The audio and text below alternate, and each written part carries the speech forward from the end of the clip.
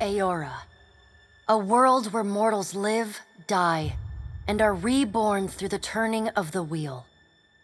The cycle of reincarnation watched over by the gods, and made possible through pillars of a mystical substance known as Audra.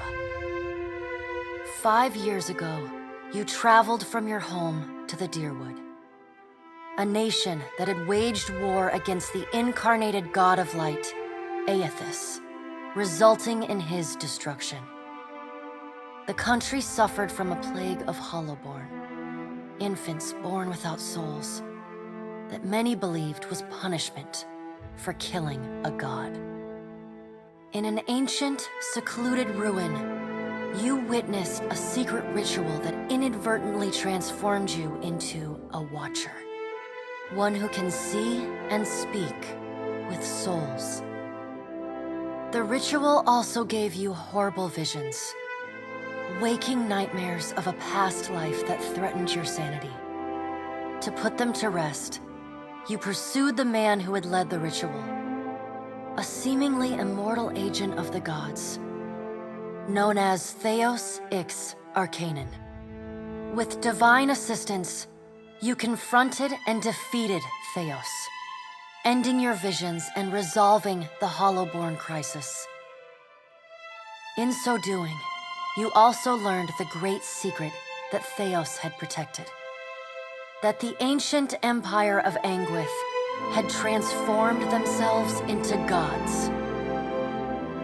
Your visions finally put to rest, you retired to the castle of Cadnua, built atop a massive statue of pure Audra, where you ruled in relative peace and prosperity.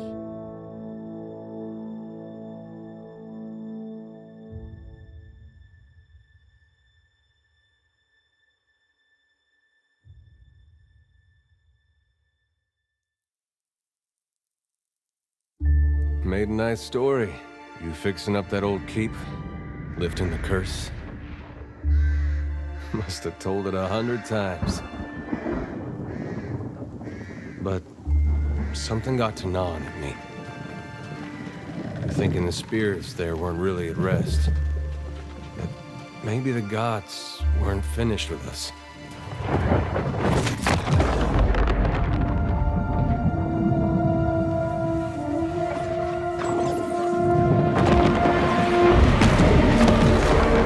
I used to dream that when my god came back, he would forgive us.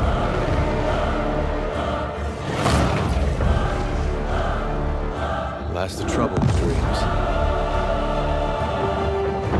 Sooner or later, we all have to wake up.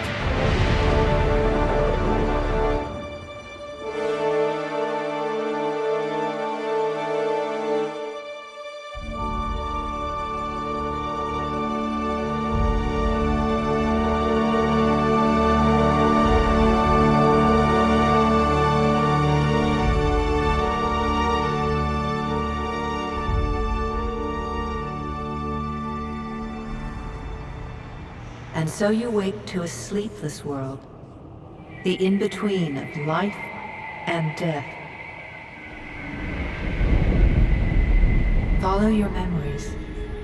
You have been here before.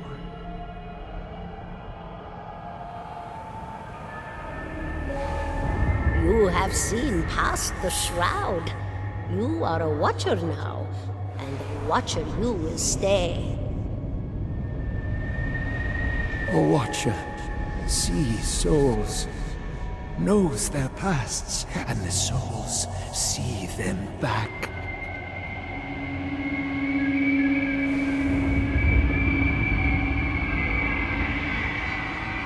A dubious honor, inheriting a fortress both broken and cursed.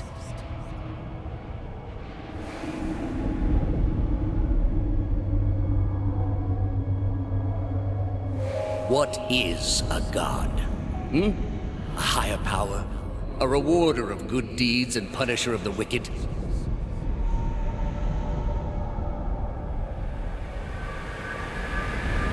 The gods aren't real, but something else entirely. Something created by people.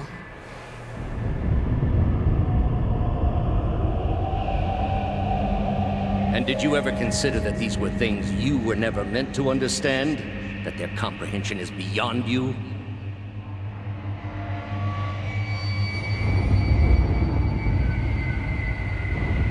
Let the world see. Let them decide what to do.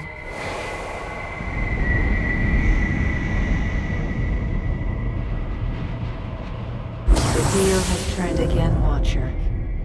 Come.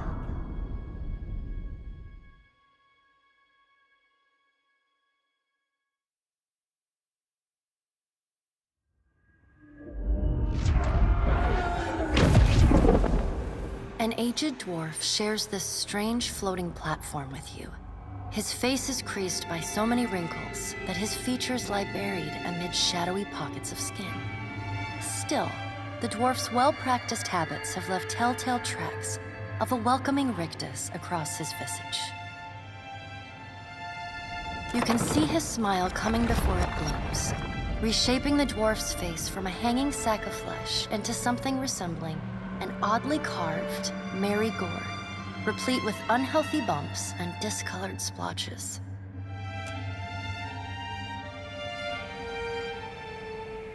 The creases of the dwarf's face tighten into a smile as he gives you a courteous nod.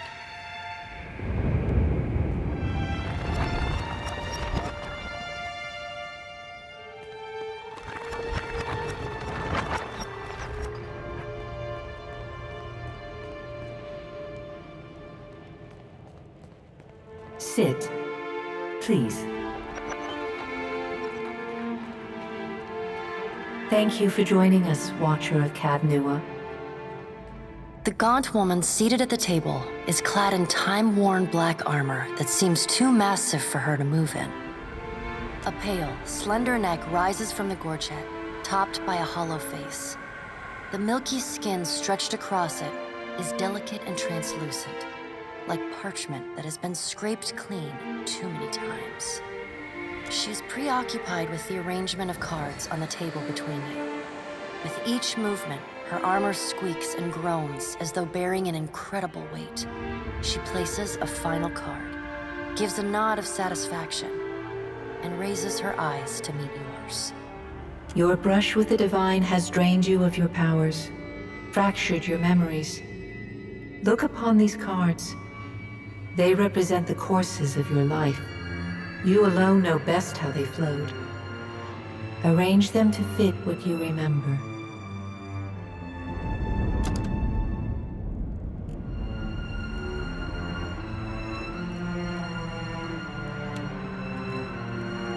Does everything appear to be in order? Good. Welcome to the Beyond. I am Berath. One half, anyway.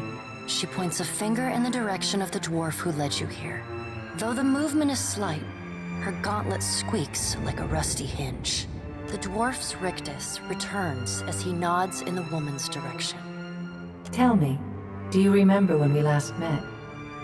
You came to that tower seeking our aid. You prayed for help in reaching Theos, beyond the Court of Penitence, but would not pledge yourself to me. Still, a pledge unmade stands fairer in this court than a pledge broken. She places a card in the middle of the arrangement. A bell tower with no bell. Her fingertips slowly drag away from the card, faintly creaking as they retreat across the table. You had need of the gods once before. Now it seems we have need of you. The being that occupied Odnua's statue beneath your castle was the dead god, Aothus. Of this we are certain. What we do not know is what his intentions are. Though Aethys stole a large fragment of your soul, you were strong enough to survive the onslaught and enter the in-between. You and he are still connected.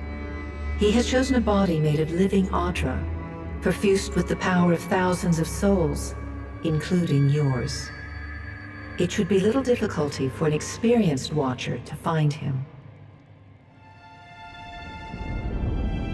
No, but neither is your body truly alive.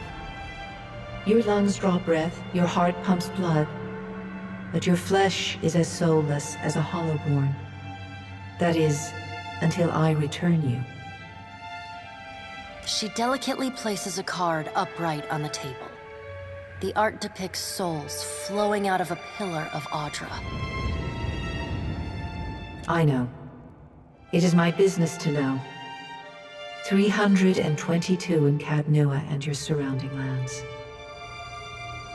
Their souls remain in Aethys still. You have the power to save them. Serve me and I will return you to your body. Or don't, and return to the wheel. Good. Before you return to Aora as my herald, you must remember who you were, the last whisper of life and death. For a moment, the sockets of her eyes darken, leaving the pits of a death's head gazing out at you. When you can picture your own face, the Beyond will lead you back to your own kind, to the world of mortals.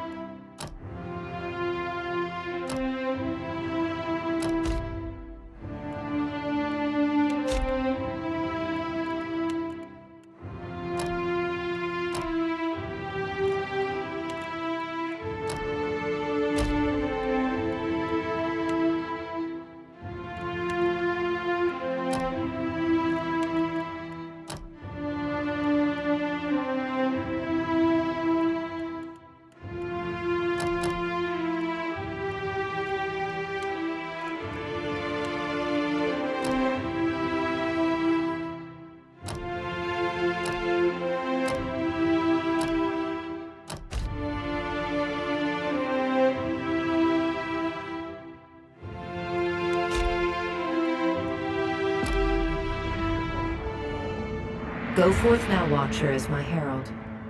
Know that I do not give you this title lightly. When the time comes, you will have the power to reveal the souls that cling to you, to open the gateway from the in-between to the waking world. Find Aethys. Learn his plans. When I have cause to talk to you, I will summon you. With a quick gesture of her hand, you feel a sharp pain in what would be your chest. The pain continues, intruding deeper into your soul. Looking down, you see a small lump of darkness roiling within you. The darkness lingers there, but the pain abates and fades entirely within the span of a few seconds. A chime. Do not fear, Herald. It will not harm you unless you choose to cross me. I trust it will not come to that. Her gauntleted hand gestures to the dwarf, hovering nearby. The dwarf nods, contorts his face with his odd smile, and gestures to a new door.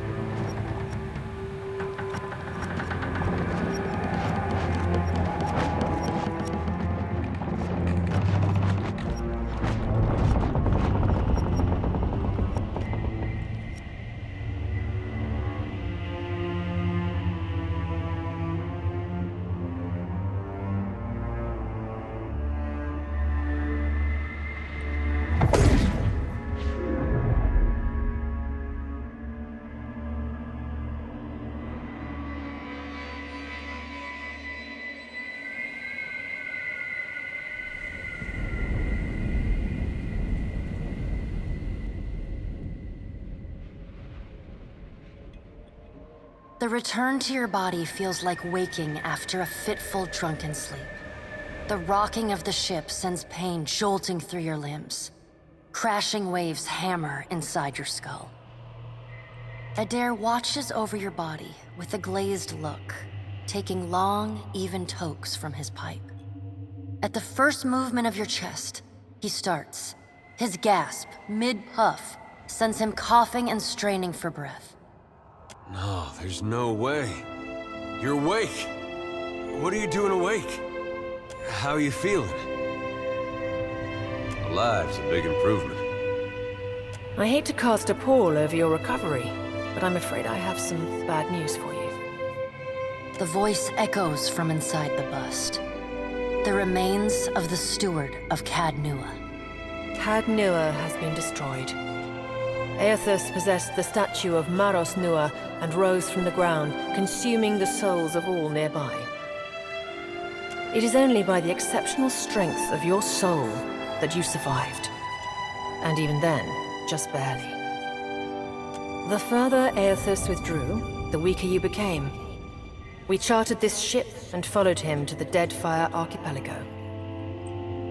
I know not how, but it seems he has retained a piece of your soul, and proximity to it has brought you back. Misfortune's brewing topside. Magrans fires the captain stirs.